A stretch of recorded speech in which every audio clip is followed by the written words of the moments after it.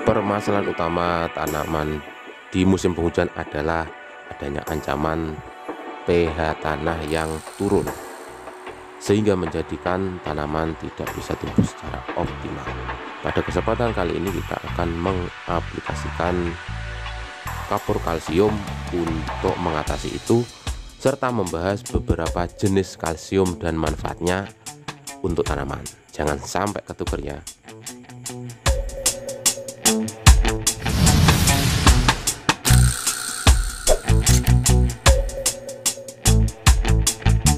Halo, ini adalah pemberian kalsium ataupun lebih tepatnya kalsium karbonat CaCO3 di lahan calon bawang merah.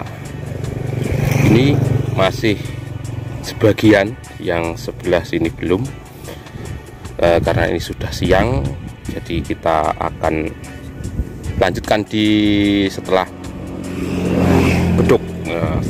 Nah, dalam pemberian kapur ini, khususnya kapur kalsium karbonat ini, salah satu fungsi utamanya adalah untuk memperbaiki kadar pH tanah, meningkat keasaman tanah.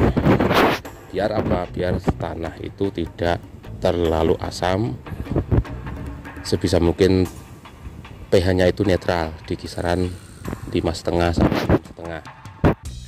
Nah, pemberian kapur ini akan sangat penting sekali manakala dilakukan pada saat musim penghujan, karena di saat musim penghujan biasanya pH itu akan turun seiring dengan adanya air hujan yang melimpah pada saat ini. Oleh karena itu, pemberian kalsium ini sangat penting untuk mengangkat pH biar tidak ngedrop ataupun tidak turun, sehingga bisa naik ke level netral. Kenapa harus netral? Kita tahu dalam ilmu tanam menanam ya, biasanya itu teorinya itu kalau pH-nya itu tidak netral, entah asam ataupun basa, ada beberapa unsur makro ataupun makroprimer, makrosekunder maupun mikro itu tidak bisa terserap secara maksimal oleh tanaman, sehingga tanaman menjadi tidak sempurna. Nah, itulah manfaat dari adanya pH yang netral. Makanya usahakan sebelum kita tanam, pastikan dulu lahan menjadi netral pH-nya, karena ini akan membawa dampak ataupun efek yang beruntun ketika pH ini tidak kita normalkan. Yang jelas, tanaman untuk sampai besar, dari kecil sampai besar hingga panen, itu membutuhkan yang namanya makanan ataupun nutrisi. Ketika nutrisi itu tidak bisa terserap, coba Kakang Bayu pikirkan bagaimana nanti tanamannya. Ini saya ada di lahan setelah pemberian kapur pertanian kemarin. Ini adalah keesokannya dari yang video sebelumnya ya. Ini kita ada di lahan tanaman bawang merah untuk persiapan lahan, yang mana pada saat ini telah kita kasih yang namanya dolomit. Nah, pemberian dolomit ini kita kasihkan kemarin, namun karena sorenya langsung hujan sehingga tidak ada bekasnya, langsung habis itu masuk ke pori-pori tanah.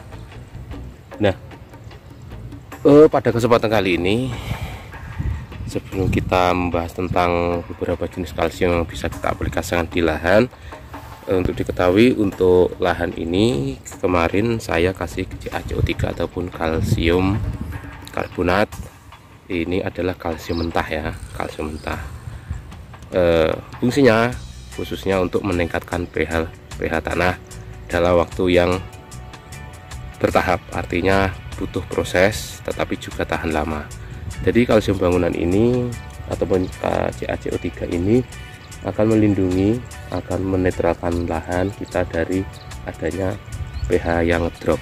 Namun ada juga beberapa kalsium yang lain, tidak hanya sekedar CaCO3. Ada yang kedua yang biasanya saya aplikasikan untuk pengalaman yang sudah saya lakukan ya, itu adalah memakai ini kita pemberian kalsium sulfat, mereknya kalsium apa itu, Petrocas, itu produk dari petrokimia Petrocas yang mengandung kalsium dan sulfat. Kalau itu, kalau menurut pengalaman saya itu beda lagi fungsinya. Fungsinya itu lebih kepada pemenuhan kebutuhan kalsium untuk tanaman, sehingga kalaupun dikasihkan itu nanti akan diserap oleh tanaman karena dia sudah diolah, tidak mentah seperti CaCO3. Jadi kalsium sulfat seperti merek Petrocas, ataupun juga ada lagi apa, Gibsum untuk resplang itu adalah kalsium sulfat juga. Fungsinya lebih kepada pemenuhan kebutuhan kalsium untuk tanaman. Bedanya apa dengan CaCO3? Kalau CaCO3 itu masih mentah sehingga membutuhkan proses proses kimia dengan larutan asam yang ada di tanah, sehingga dia membutuhkan waktu yang agak lama untuk bisa menjadi nutrisi yang bisa diserap oleh tanaman. Untuk kebutuhan itu bisa kita penuhi dari kalsium sulfat, dan juga ada efeknya plus minusnya juga ya. Kalau kalsium sulfat itu memang dia bisa diserap, tapi dia tidak bisa mengangkat pH karena pH-nya rendah. Total kandungannya kalsium cuma 23% kalau tidak salah, sulfatnya 17%, sehingga tidak terlalu bisa mengangkat pH. Cuma kebutuhannya lain, fungsinya lain untuk pemenuhan nutrisi makro sekunder kalsium. Nah, bisa dibedakan antara karbonat sama dengan kalsium sulfat. Terus ada lagi yang namanya kalsium oksida. Kalsium oksida itu kalau bahasa sininya itu namanya gamping itu. Batuan gamping yang sudah dibakar matang jadi gamping. Kalau bahasa lainnya kapur tohor ya, ataupun gugus kimianya CaO, itu kalsium oksida. Itu yang sudah saya praktekkan ya. Itu kalsium tohor itu saya gamping itu saya cairkan, ambil airnya untuk kocor. Wah, itu ampuh untuk mengangkat pH secara instan. pH-nya kisaran 11 sampai 14 ya. Sehingga sangat tinggi sekali, cocok untuk mengangkat pH. Cuma kelemahannya apa? Dia tuh cepat naik tapi juga cepat turun, sehingga untuk aplikasinya bisa kita lakukan secara berkala. Kita cek kondisi lahan. Dulu pernah saya punya pengalaman untuk kalsium yang pakai cair itu, air gamping itu bisa melindungi tanaman cabai dari serangan patek ataupun antraknosa di musim penghujan.